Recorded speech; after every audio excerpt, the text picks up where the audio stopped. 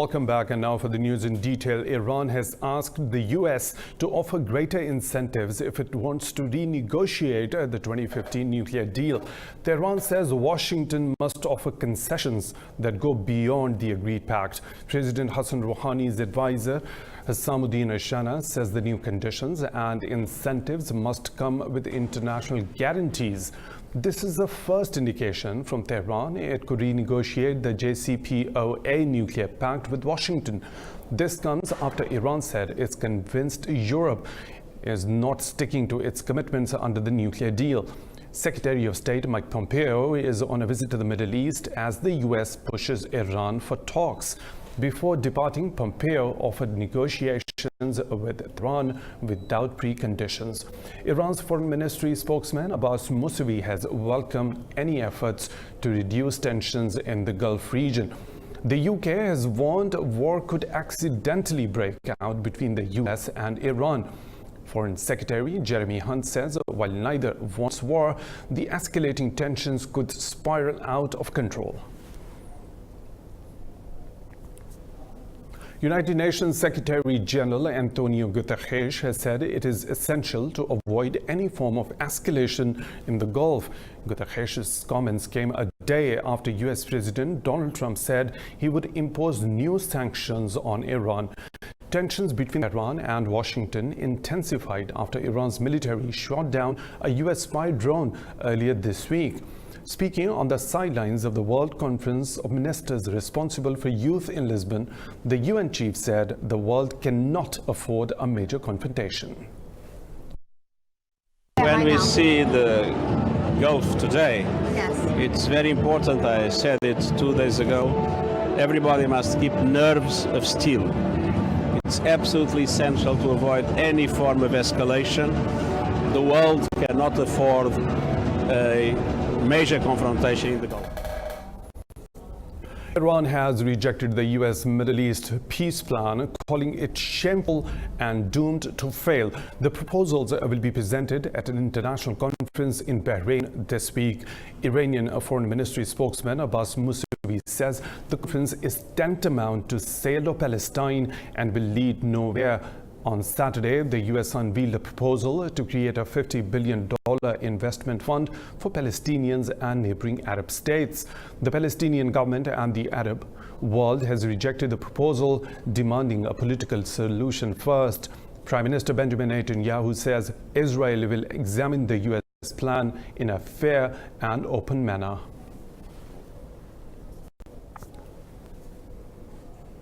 One person has been killed and 21 others wounded in an attack by Houthi rebels on Saudi Arabia's Aba airport. Earlier, Yemen's Houthi rebels also targeted the kingdom's Jizan airport. The attacks came as U.S. Secretary of State Mike Pompeo was on his way to the country for talks on Iran. Earlier this month, a Houthi cruise missile hit Aba airport, wounding 26 passengers. The Yemeni rebels have also claimed responsibility for attacking a key Saudi oil pipeline with bomb-laden drones in recent weeks.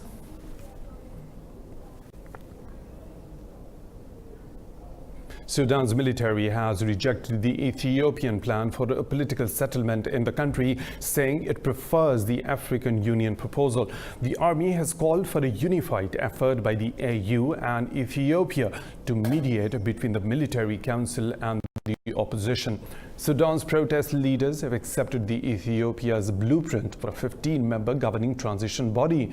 The initiative proposed a governing council with 8 civilians and 7 members of the military.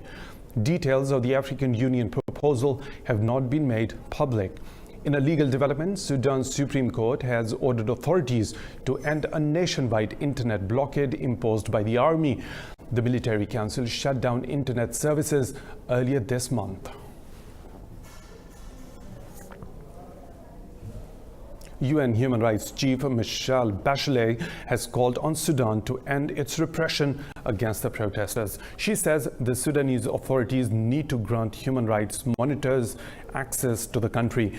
Bachelet says 100 protesters were killed and many more injured in a crackdown on a peaceful sit-in on June the 3rd. She says authorities must also end the country's internet blackout. 5 civilians have been killed in regime airstrikes in Syria's northwestern province of Idlib. War monitors say 2 children were among the victims. Turkey and Syria's disagreement over the Idlib province safe zone has led to an escalation in clashes. War monitors say more than 470 civilians have died since late April. According to the United Nations, the violence has forced over 330,000 people to flee their homes. The Idlib conflict-free safe zone was agreed upon under the Astana Treaty by Russia and Turkey.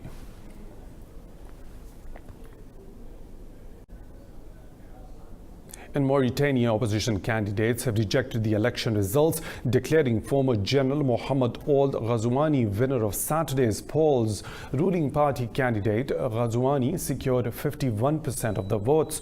Opposition candidate Sidi Mohamed Ould Boubacar, who bagged 17% of the votes, said multiple irregularities have eliminated credibility of elections. He said opposition will challenge the outcome in every possible way within the legal ambit. This comes after Ghazouani claimed a victory before the results were in.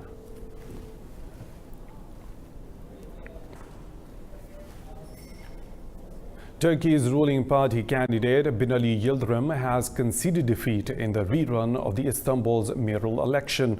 Initial results showed opposition candidate Ekrem İmamoğlu leading with 53.69% to Yildirim's 45.4%, with more than 95% of the ballots counted. He won a surprise victory in March, which was annulled after the ruling AK party complained of irregularities. And he again stood victorious in the elections in a blow to President Recep Tayyip Erdogan.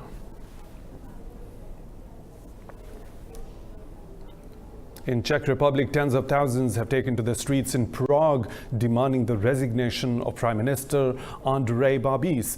Babiš is facing investigations over alleged corruption charges. He said people have the right to protest, but refused to step down. The protests were the biggest show of public discontent since the 1989 Velvet Revolution, which overthrew communism.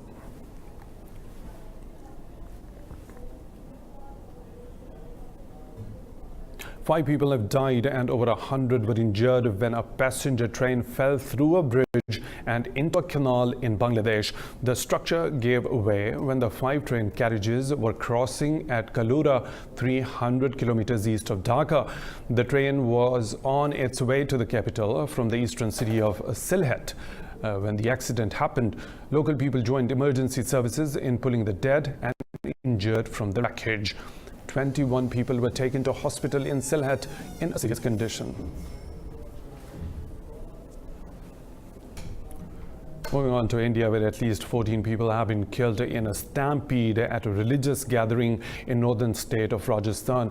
Officials said the incident happened after strong winds caused a large marquee to collapse. More than 1,000 people were in attendance at the event where Hindu religious sermons were being delivered. A police official said at least 60 people were injured in the incident. Police have started a probe into the incident. Stampedes are common at India's religious gatherings, with police and volunteer stewards often overwhelmed by large crowds.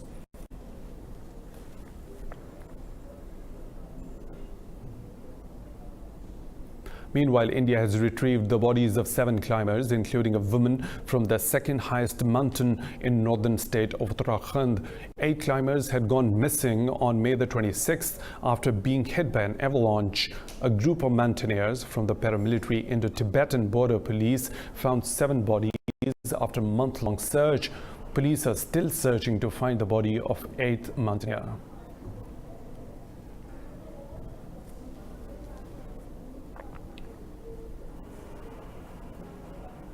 A 7.5 magnitude earthquake has struck off the coast of Indonesia and East Timor. It hit at a depth of 220 kilometers south of Ambon Island in the Banda Sea. No deaths or injuries have been reported so far. A tremor was felt as far away as Australia's northern city of Darwin. Officials say there is no threat of tsunami.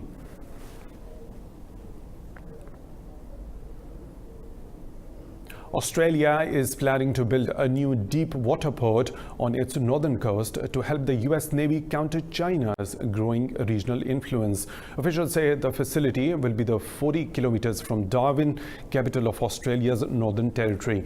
The territory controversially leased its main port to a Chinese operator in 2015. The port of Darwin currently hosts visiting US ships.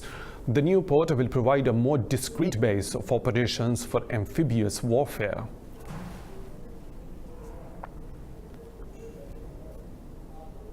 More stories to follow right after a short break. Stay tuned with Indus.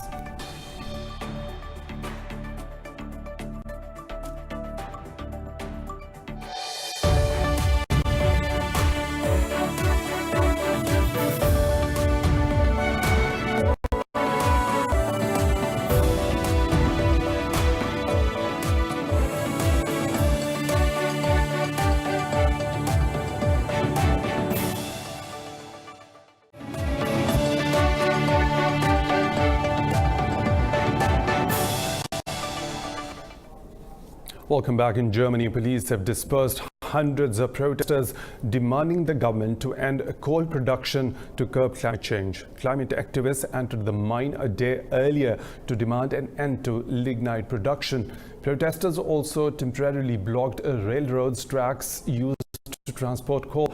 A German utility company which operates the mine condemned the protest. Climate activists accused the government of not doing enough to combat climate change. In Paris, 86 artists have taken part in a French beard championship, searching for the manliest beard. More and maybe some tips in this report. The French Beard Championship is now in its third year. The contestants have been chosen from a list of over 300 hopefuls, all eager to come top of one of 6 style categories. This is the third time that I'm participating. I won the first edition. I was the best in show in 2017. Now I decide to come each year because I think we all have a great time. We meet very nice people, we spend time together as bearded men, and it brings me pleasure. The classes include natural beards less than 20 centimeters long. There are more formal styles such as the more lavish Garibaldi and the pointier Verdi. In the freestyle category, the challengers decorated their beards with different accessories. It's fun to see that we are not by ourselves. That being hairy is not taboo. We can work and live with a beard. It takes a lot of care, but it's beautiful, and it helps to see there's a lot of us doing this. The contestants say the event lets them have fun with their facial hair and spend time with their families. This year's Best in Show went to Prathas Maheswardas for his 24-centimeter long beard. The band Fulu Muziki is making waves in the Democratic Republic of Congo. What's unique about them is all their instruments are collected from a garbage dump. Here are the details. Most artists would not look to a rubbish dump for inspiration, but for Fulu Muziki, the junkyard is where the musical journey begins. They don't buy their instruments, members build them from what they find in the junkyard. I see this bottle and I can see that it will provide a good music. It will give me a good sound, do, re, mi, fa, sol, la, ti, do. So this will make a good instrument for our music. Using scrap metal, plastic bottles and water pipes to make music, the group has won a loyal fan following. They want to send a message about poor sanitary conditions in Kinshasa. I came here because I'm looking for what I can see, for what I can use to make musical instruments. But I also want to bring attention to the problem of waste management in this city. Kinshasa has become very dirty. That is why I'm taking some of the waste to create musical instruments. The Democratic Republic of Congo produces over 9,000 tons of waste every day. A lack of proper waste management has piled up trash in big cities like Kinshasa. My wish is to see this music genre recognized worldwide and also raise awareness on the importance of waste management, especially in Africa. We want to find a good representative who can help us spread this message through our music and also train young people to practice recycling.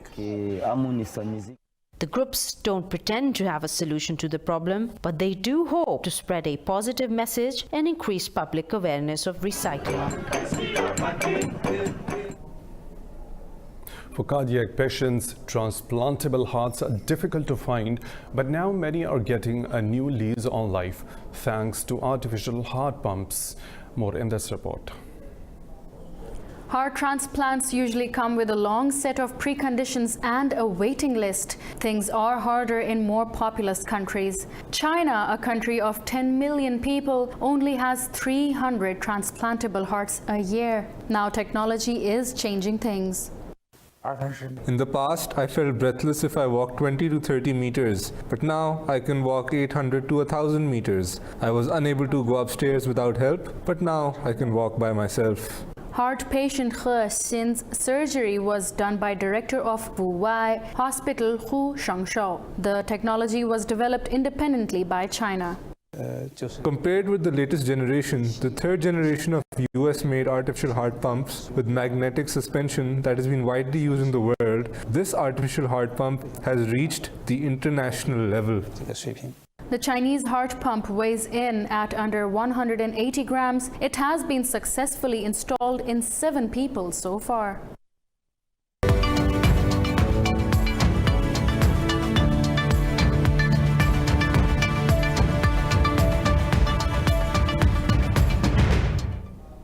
Lows and the highs of the business world now. Asian markets have had a mixed opening this morning, with tensions between the US and Iran still simmering.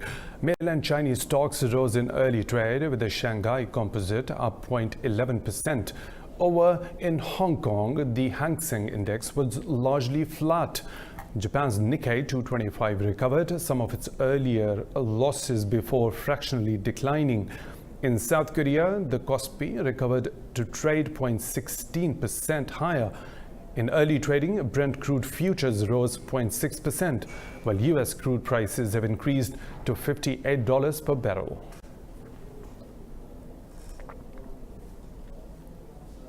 Iranians are feeling the pinch from escalating US sanctions. This has led many people to swap foreign imports for cheaper alternatives.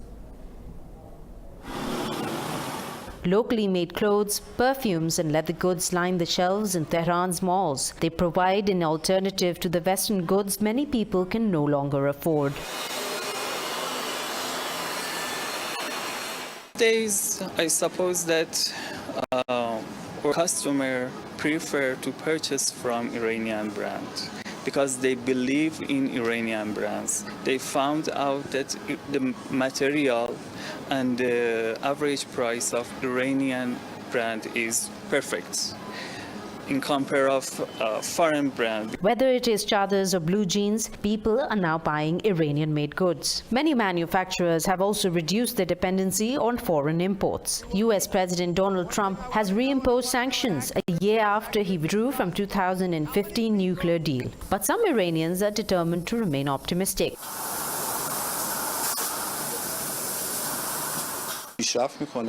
Our production is growing every day, both the designs and colors. The market is forced to develop. Progression is inevitable. If this process continues, we can even conquer the world markets. Why not? Iran has threatened to further reduce its compliance with the nuclear deal unless European countries protect it from sanctions. Ordinary Iranians will need their optimism if they are to survive a situation with no end in sight.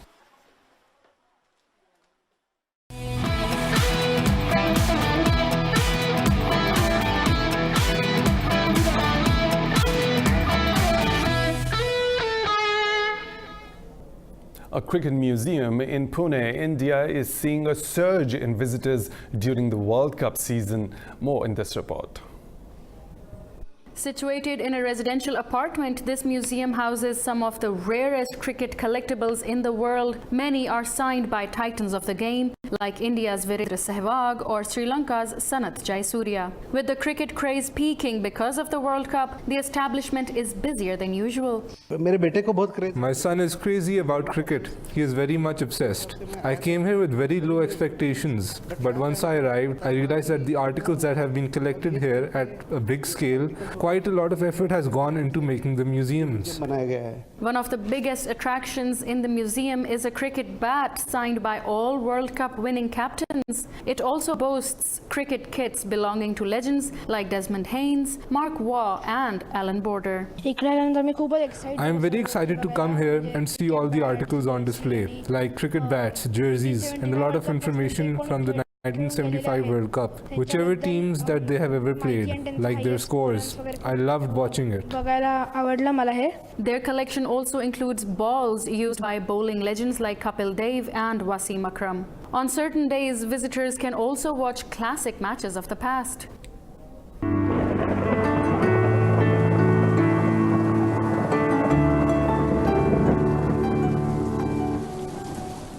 And now the weather situation from around the globe.